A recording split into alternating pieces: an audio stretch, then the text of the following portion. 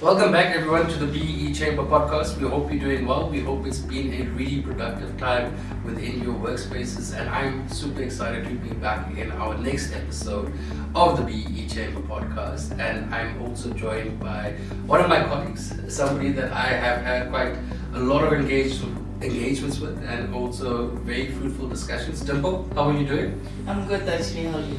Good. Excited for you to be back in our session. I know that in one of our previous episodes, quite some time ago, you were part of it as well. And it's good to have you back in our episode and also talking about a very important topic. The topic of Women's Month and Women's Day.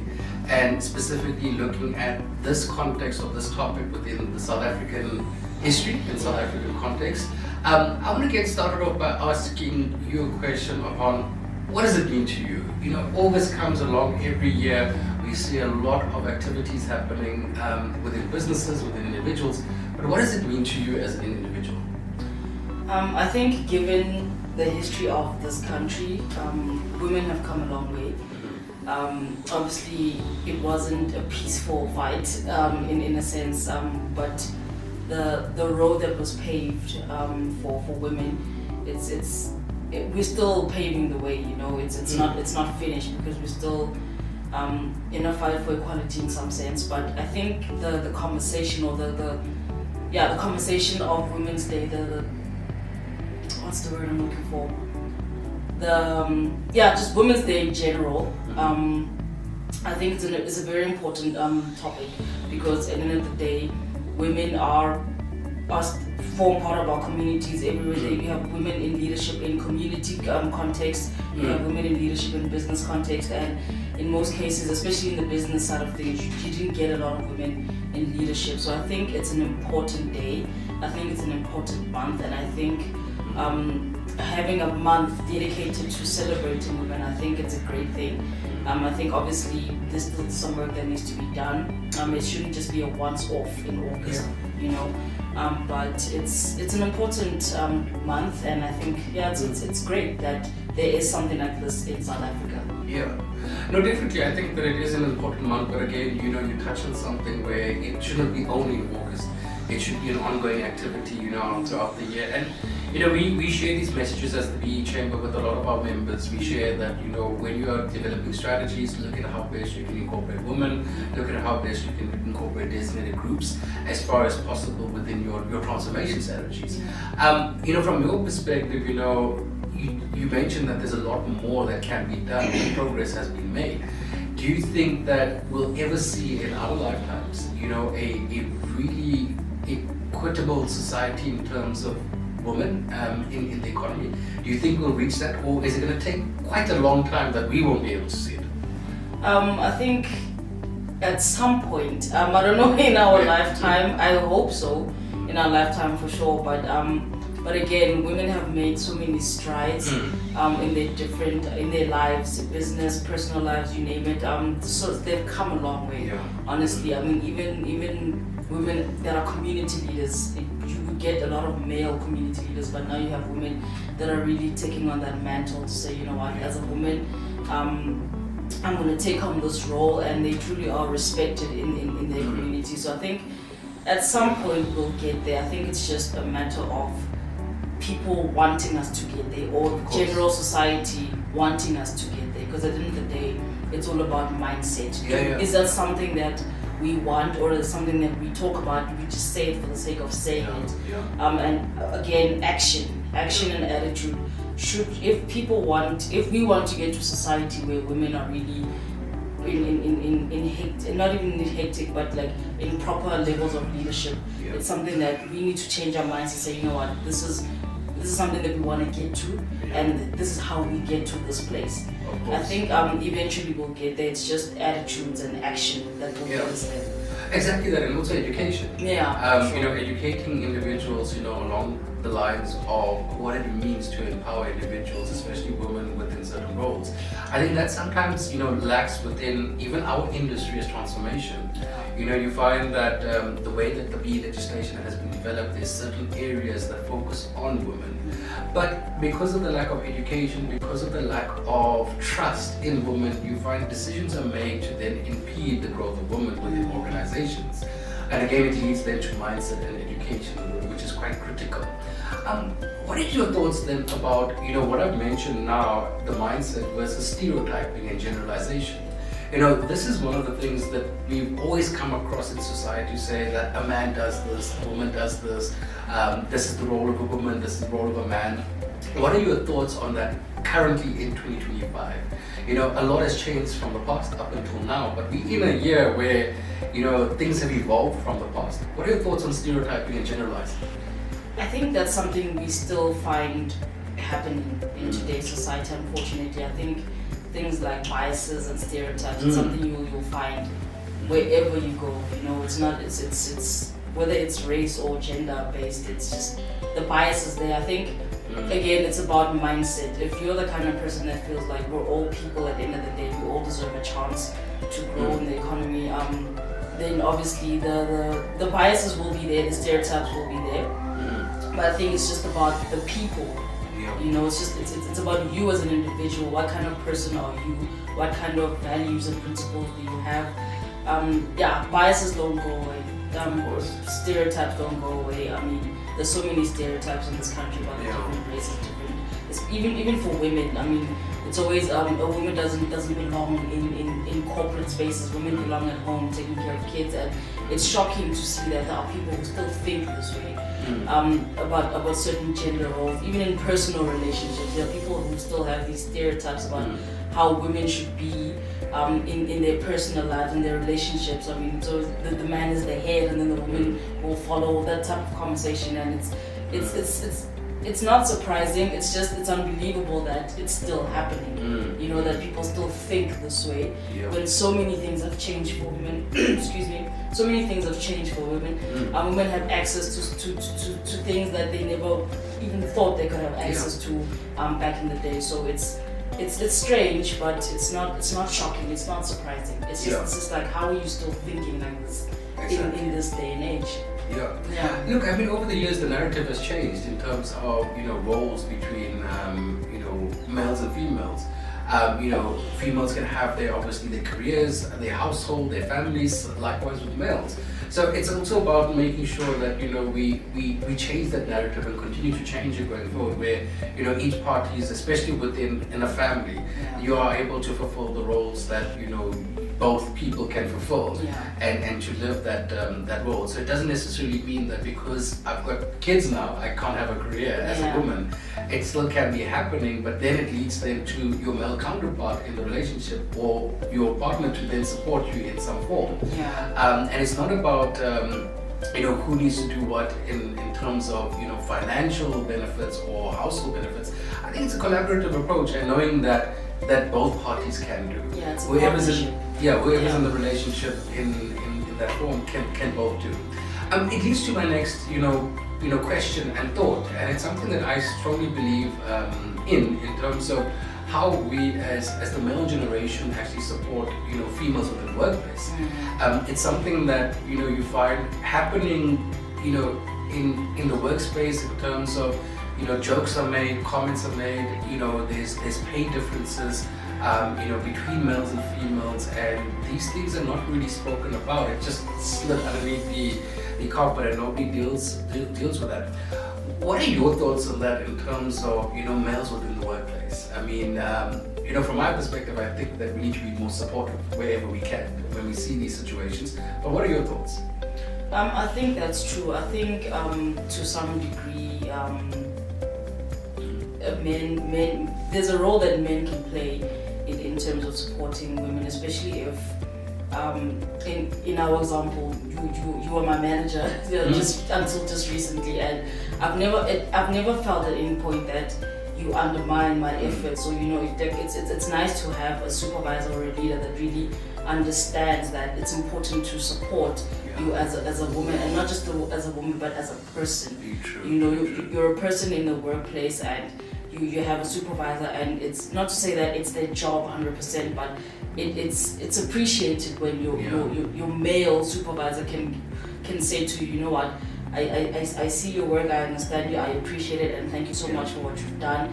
And you find that it's also nice when the support is, you can see and feel the support. You know, I can't outright say what they can do to support women in the workplace, but it's the small things. I mean, staying out of conversations that have to do with bashing women, things like that. Like we have a lot of women in leadership here, in this company, and it's nice to see. You don't often see that in a company where you've got women in C-level positions. You know, it's always just there's this, in some shape or form there'll always be a man above her. You know, but in our company it's our executive board is dominated by women. Exactly. And that's really nice to see. You know, it's refreshing. You don't see that often. So I think I can't speak to what men can do, but it's all about what kind of individual you are. What kind of conversations do you participate in? How do you act around women in the workplace? Do you treat them like they're just helpless beings, or do you actually see an equal to say, you know what, we're at work. At the end of the day, we're both here for the same thing, to work. So in that sense, we're equals, and you don't do anything to undermine that. Of course. Yeah, I think, you know, mentioning or listening to what you've said, I think there's a few things that stick out to me. The equality in terms of the workspace. I think that's important in terms of the treatment. You know, don't undermine, don't dominate in terms of the conversations, and I'm right in terms of my opinion always because I'm a male. It's not like that, and that's really important for males to understand. But more than that, I think it's about pointing out situations or addressing situations that are seen by males. You know, example, if you see another male within the workplace speaking to another female in a certain way, that person would not necessarily speak to a male like. You need to stop as a male and point that out to say that this is not obviously appropriate, this cannot be obviously happening. And if you don't do that, you feel like that it's just accepted. And you know, people then would continue with that because it seems to be acceptable behavior, and it just keeps on happening. Yes, the norm itself. So I think that, you know, there's also this notion of being afraid as males, you know, because I'm going to stop something or because I'm going to uplift somebody in a certain way, it means that I'm going to now fall backwards. And I think that mindset needs to change, because from my perspective, I feel like if somebody is going to be greater than you, let them be greater than you. Let them be that person that they want to be. There's no need for them to be stifled in their growth because you are scared they're going to beat you or they're going to be better than you. We all have our own journeys. We all have our own sort of places that we want to go, and we're unique as individuals. So at the same time, we can't be holding other people back because we feel threatened by the behavior.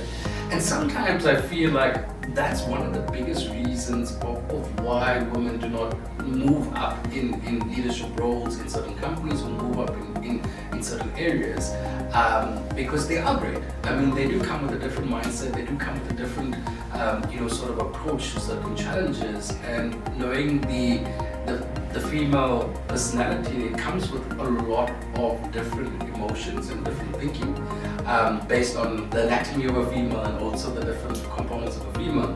They do come with a lot of different thinking, and sometimes males might be feeling threatened by that.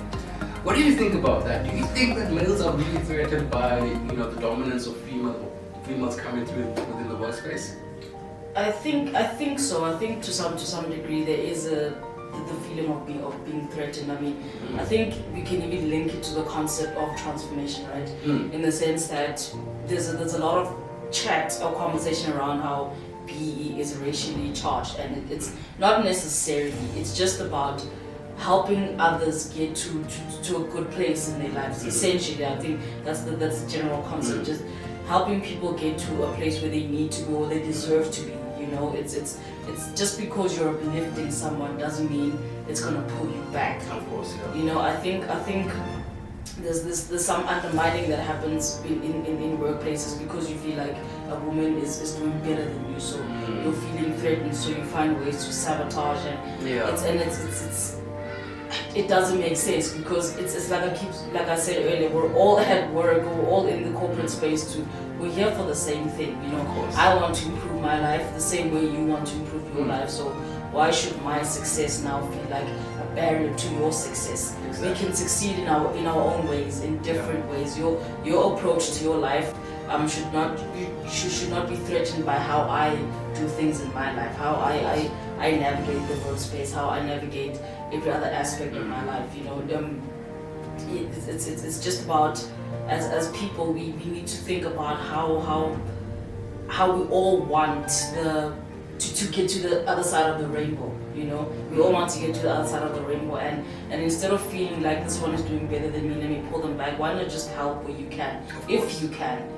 Sometimes you'll feel like, if I help this person, it's taking away from me. It doesn't take away from you to help someone. Obviously, if it's within your means to help, you can help. Yeah.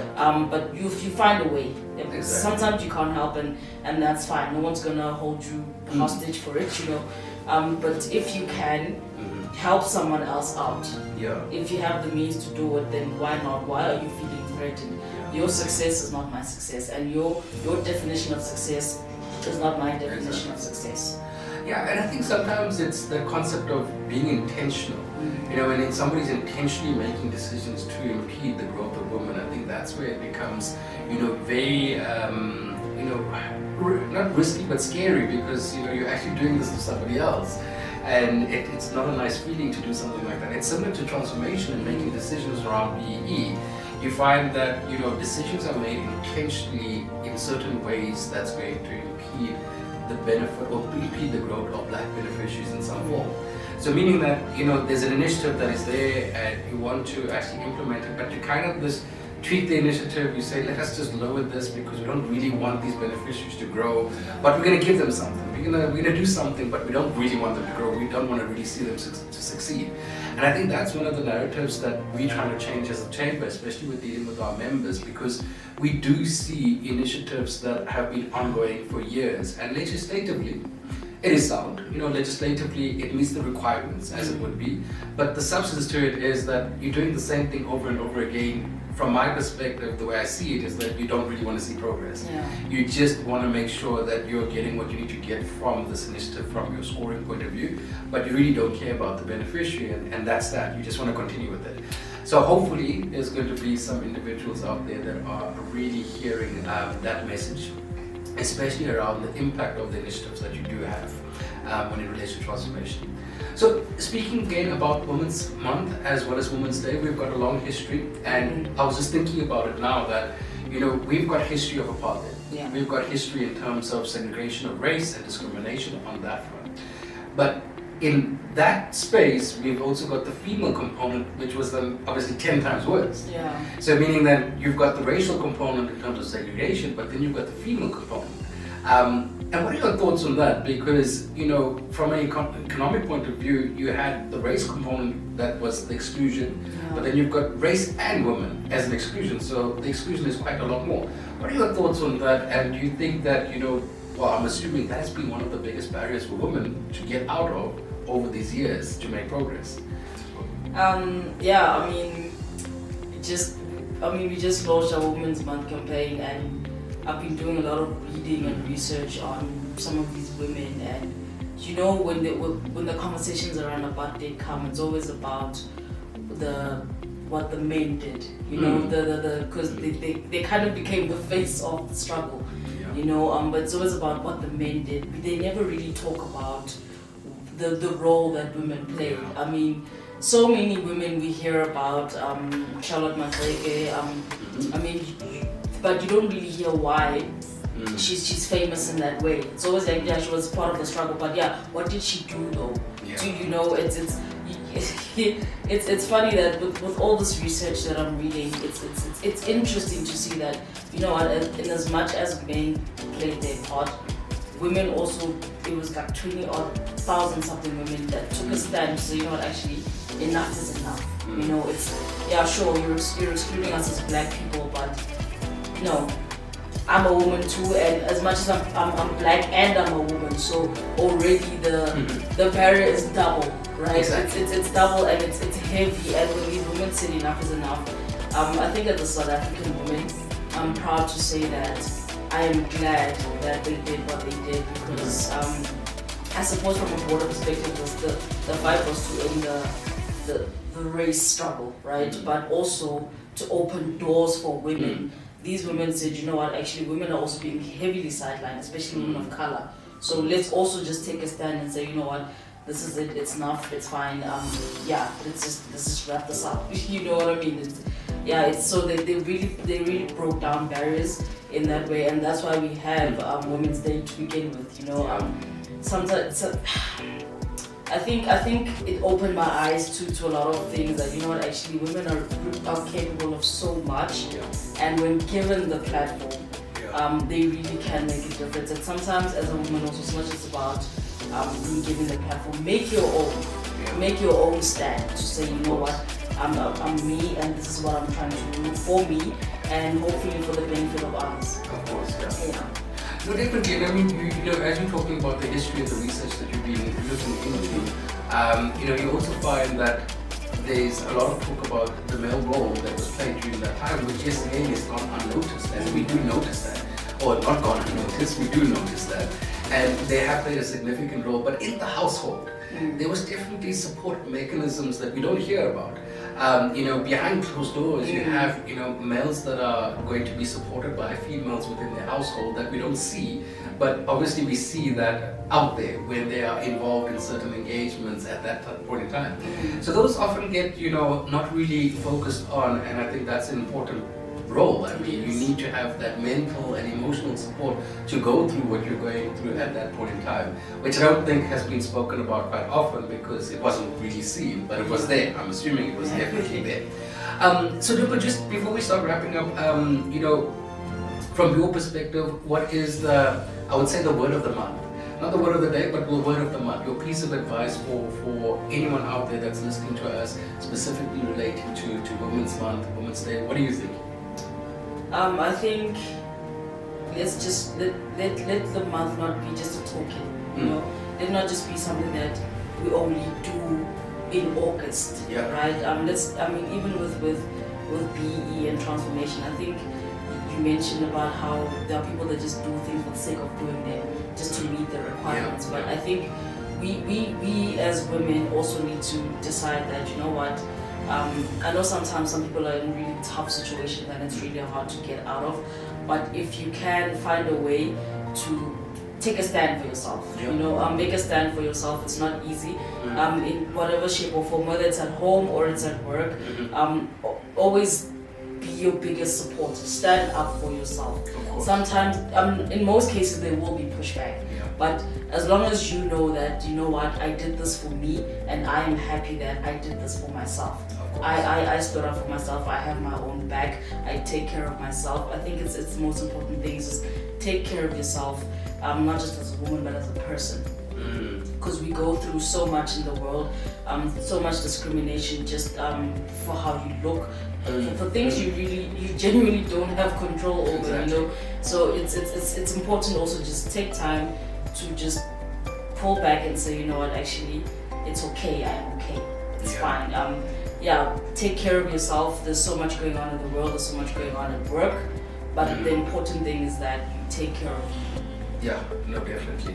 I think that's very powerful. I think I share that same sentiments in terms of, you know, what you shared. I think it's really important for our listeners and viewers out there to take note of that in respect of, you know, what you can do as an individual. You know, from my perspective, I always live by a famous quote when it comes to specifically times like this, but just on an ongoing basis. So what I would like to share even with the viewers is that a specific quote that I pretty much always try my best to keep in the back of my mind every time that I'm engaging with somebody or doing something with somebody is the concept of we rise by lifting others.